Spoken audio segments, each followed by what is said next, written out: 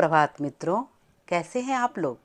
मैं प्रतिभा पुनः अपने YouTube चैनल पर आप सबों का हार्दिक अभिनंदन करती हूँ। मैं आज आप लोगों को नागमती वियोग वर्णन से चैत और बैसाख माह का वर्णन करूँगी, जो इस प्रकार है। दोस्तों, अगर आपको ये वीडियो पसंद आया हो तो लाइक, शेयर एंड सब्सक्राइब करें। चैत बसंत होई धमारी, मोहे लेखे संसार उजारी।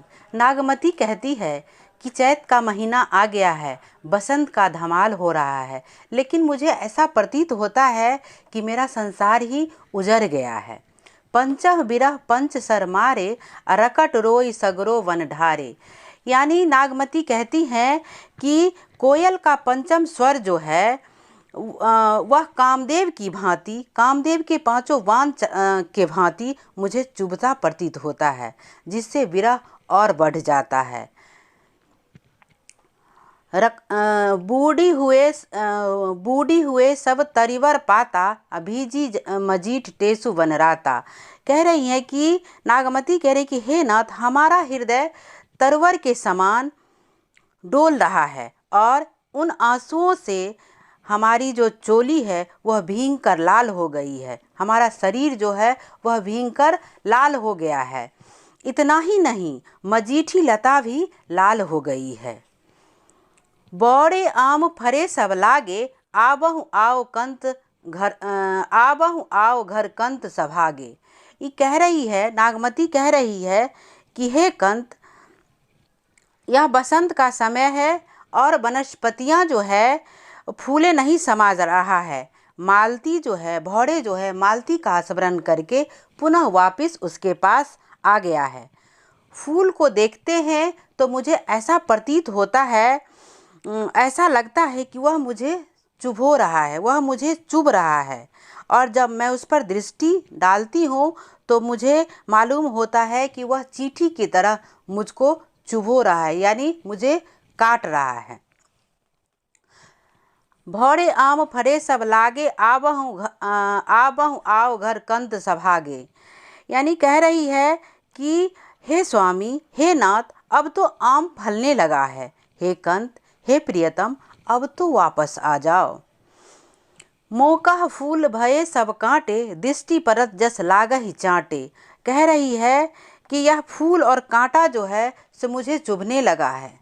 इसकी दृष्टि जो है, इस पर दृष्टि पड़ते ही मुझे लगता है यह मुझे खा जाएगा। फिर जौवन भय नारंग शाखा, सुआ बिरह अब जाई न राखा। फूलों को देखकर ऐसा प्रतीत होता है, ऐसा लगता है, फूलों को देखकर सबका मन खुश हो जाता है, पर मैं दुखी हो जाती हूँ। नारंगी का शाखा अब पूर्ण यौवना हो गया है। नारंगी जो है पूरा फल गया है, फूल से फल का रूप ले लिया है और वह पक गया है, यानी उसकी यौवना अवस्था आ गई है, यानी उसमें जवानी आ गई है और अब उसकी विरह रूपी चोटी का सामना करना मुझसे नहीं हो पा रहा है। हे स्वामी, अब तो आ जाओ। घिरनी परेबा होय पियो, आओ बेगी परु टूट। नारी पराए हाथ हैं, तो ही बिनु पाव न छूट। कहती है, हे स्वामी, हे प्रियतम, गिरिवास कबूतर के तरह तुम टूट पड़ो। जैसे गिरवाज तीर के समान आसमान से नीचे उतरता है, वैसे ही तुम भी मेरे पास आ जाओ हे स्वामी, क्योंकि तुम्हारी नारी यानी मैं दूसरे पुरुष यानी विरह में फंस गई हूँ। हे स्वामी, अब तो आके मुझे बचा लो, क्योंकि ये तुम्हारे बिना संभव नहीं हो सकता है। तुम्हारे बिना मुझे कौन बचा सकता है, और कोई दूसरा नहीं है हे नाथ जो मुझे इस विरह से उबार सकता हो। नेक्स्ट स्टेंजा है चौपाई का, बैसाख माह का। भा बैसाख तपिन अति लागी, चोआ चीर चंदन भा आगी। नागमती कहती है कि हे स्वामी, अब बैसाख का महीना आ गया है, इसमें तपन यानी गर्मी अधिक हो रही है, इसमें चोआ चीर यानी चंदन जो सबों को ठंडक पहुंचाता है, यानी इसमें चंदन जो सबको ठंडक पहुंचाता है और हल्के हल्के कपड़े जिससे शीतलता प्रदान होता है, वह भी मुझे आग के समान तपा रहा है। हे स्वामी, अब तो आ जाओ। सूरज जरत हिमांचल तव का, विरह बाजगी सोह रथ हंका। सूरज जो है, यहाँ इतनी गर्मी पड़ रही है कि स्वयं सूरज भी गर्मी के तपन से ठंडी पाने के लिए हिमालय की ओर चल दिया है, हिमालय की ओर चला गया है। यानी उत्तरायण हो गया है गर्मी के कारण, किंतु विरह रूपी अग्नि ने अपना रथ मेरे तरफ चला दिया है। हे स्वामी, आके मुझे बचा लो। जरत वज्र अग्नि करु पिय छाका, आई बुझायो अंगारह माहा। कह रही है कि हे प्रियतम, यह विरह रूपी जो अग्नि है, वज्र अग्नि है, इससे तुम मुझे बचा लो। तुम स्वयं आकर मुझे छाह प्रदान करो, छाह प्रदान करो। ते ही दर्शन होई शीतल नारी, आए आगी ते करु फुलवारी।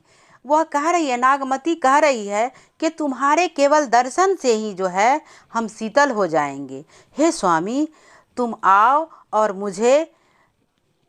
मुझ तपती विरहनी को फूलों से हरा भरा कर दो। लागे हूँ जरे जरे जस भारू, फिर भूजे सो तेजहु नवारू। नागमती कहती है कि हे प्रियतम, हे नाथ, हे स्वामी, हे स्वामी, तुम अरे इस समय जो भार में पड़े दाने, यानी वो कह रही है कि लागे जरे जरे जस भारू, फिर भूजेसु तेजसु नवारू। जैसे भार जो होता है जिसमें भूजा बनाया जाता है, उसमें दाने को जिस तरह भूजा जाता है, जैसे दाने को बालू से स्नेह है, उसी प्रकार मुझे यह विरह जो अग्नि है वह जला रहा है। हे प्रियतम, तुम आके उसे ठंडक पहुँचाओ। सरवर हिया घटत निति जाई, टूक टूक होई के बेहराई। यानी कह रही कि हे नाथ, जो मेरा हृदय है वह अब सूखता जा रहा है और ऐसा प्रतीत होता है कि अब यह टूट टूट कर टुकड़ा टुकड़ा में बिखर जाएगा। बिरहत हिया करहु पिय टेका, दीठी दवंगरा मेरवहु एका। वह कह रही कि हे नाथ, इस फटते हुए हृदय को सहारा दीजिए और अपनी प्रथम मिलन रूपी दृष्टि से इस फटन को मिलाकर जुड़ाकर एक कर दीजिए। नेक्स्ट दोहा है, कवल सो मान सर विनु जल गयो सुखाई, कवल सो मान सर विनु जल गयो सुखाई, अकबहु वेली फिरी पलुहे जो पियो सींचे आए। मैंने नागमती कहती हैं कि मान सरोवर के भांति, मान सरोवर में जो कमल खिला था वह आपके संपर्क के बिना सूख गया है। नागमती कहती कि हे स्वामी, हे कंत, जो मेरे हृदय रूपी मान सरोवर में कमल खिला था वह आपके बिना सूख गया है। वह फिर हरी भरी हो सकती है अगर आप पुनः आकर उसे सींच दें। धन्यवाद।